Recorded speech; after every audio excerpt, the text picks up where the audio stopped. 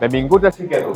Avui farem l'episodi des de l'Hospital del Mar, que és l'hospital on em vaig formar.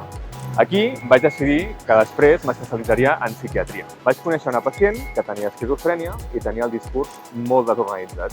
I en aquell moment vaig voler saber què li estava passant pel cap. Avui parlarem d'esquizofrènia i psicosis.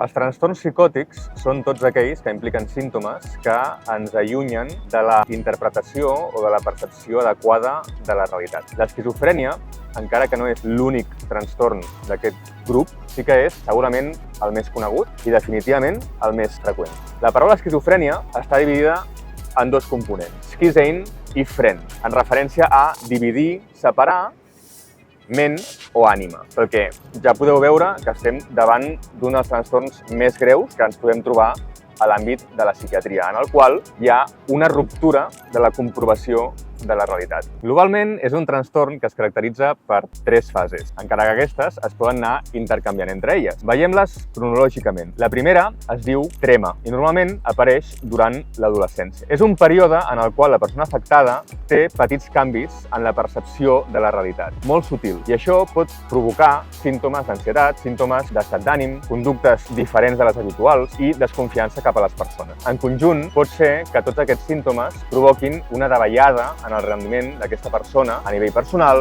a nivell acadèmic o a nivell social. La segona fase del trastorn és l'episodi psicòtic i aquest pot començar mesos o fins i tot anys després de la fase del trema. Normalment comença al voltant dels 20 o 25 anys en el cas dels homes i en el cas de les dones una mica més tard. Aquesta fase es caracteritza pel que coneixem com a símptomes positius, que això no representa que hagin de ser bons, tot el contrari. Representa que estan afegint una realitat extra, una realitat alternativa en aquesta persona. I tenim 3 tipus de símptomes positius. El primer tipus de símptomes són els deliris, que bàsicament són creences fixes, inamovibles, que normalment van en contra de tota lògica de les persones de l'entorn. Aquest tipus de deliris poden ser diferents en funció de cada persona, de la seva biografia i també del tipus de trastorn del qual estem parlant. Per exemple, en el trastorn bipolar ens trobem el que coneixem com a deliris de grandesa o deliris megalomaníacs, en els quals la persona creu que té una missió divina o un origen diferent de la resta que el fa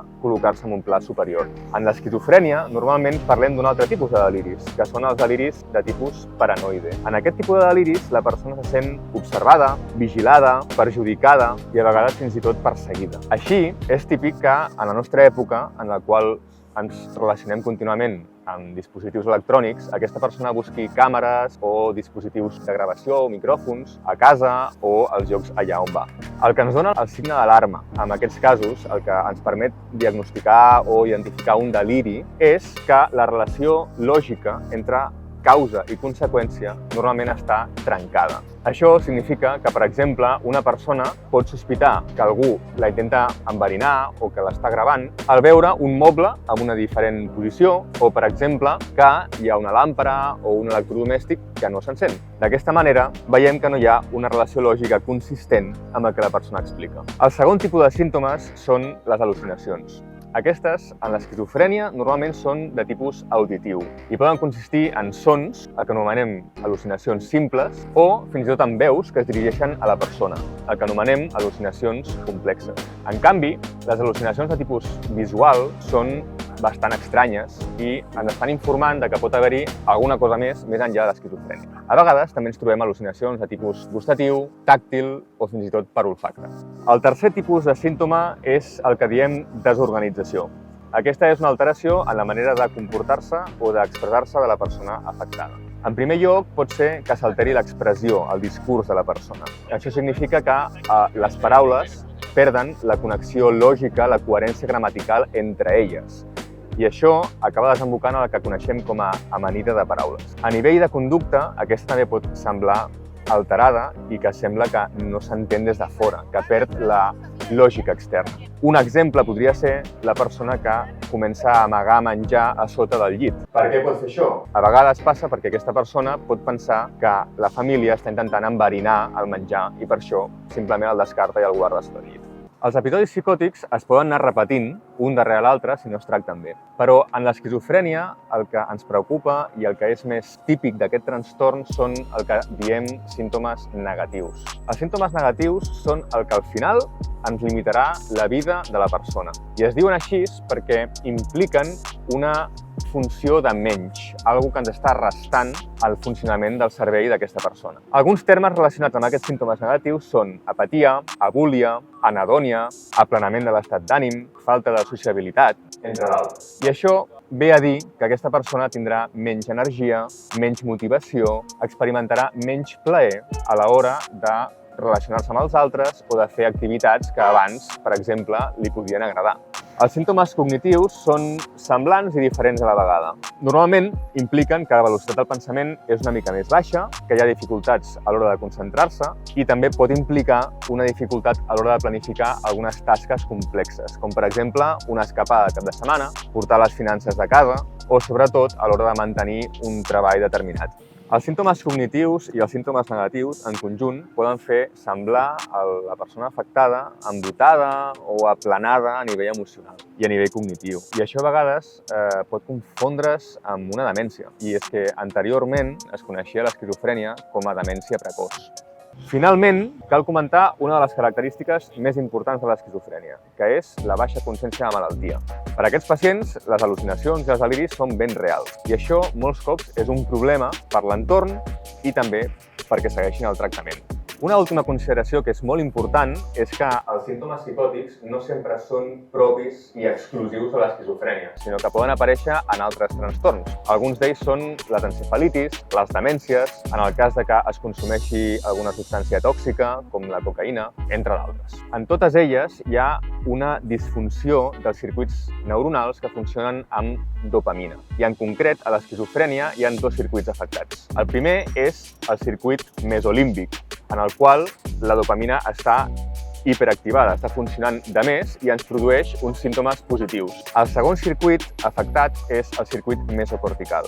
En aquest, la funció dopaminèrgica està hipoactivada i ens produirà tota la sèrie de símptomes negatius i cognitius. No se sap molt bé per què aquestes disfuncions dopaminèrgiques passen en el cervell d'aquests pacients i s'està fent molta recerca al respecte. Però sí que sabem que hi ha un circuit que és el glutamatèrgic que està a l'arrel del problema.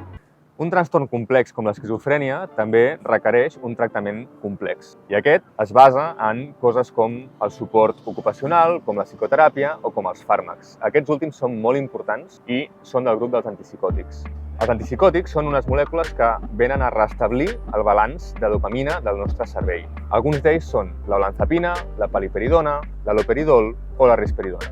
Ben aplicats, aquests fàrmacs són tremendament útils i ens tallaran d'arrel els símptomes psicòtics, sobretot els símptomes positius. La seva utilitat és tal que, arrel del seu descobriment als anys 50, van suposar el tancament de la majoria d'institucions psiquiàtriques, el que coneixem com a manicomis. La seva importància va ser tal que aquests antipsicòtics van passar a dir-se la penicil·lina de la psiquiatria. Per acabar, cal comentar que a vegades aquests fàrmacs són insuficients i s'han de recórrer a teràpies diferents. Una d'elles és la teràpia electroconvulsiva o TEC.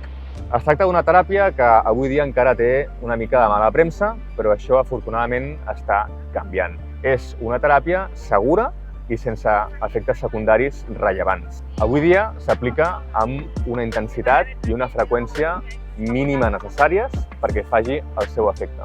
Alguns pacients, de fet, depenen d'aquesta teràpia per mantenir la seva estabilitat i no tenir recaigudes, que en el cas de l'esquizofrènia pot representar un nou episodi psicòtic. Avui dia, aquesta teràpia s'aplica amb relaxants musculars, amb anestèsia, amb un entorn controlat i amb la presència de diversos professionals, com per exemple psiquiatres, infermeres o anestesistes. Bé, ara ja coneixeu una mica més de què consisteix això de l'esquizofrènia. Podeu deixar comentaris, suggerències, preguntes aquí sota el vídeo. Així doncs, salut!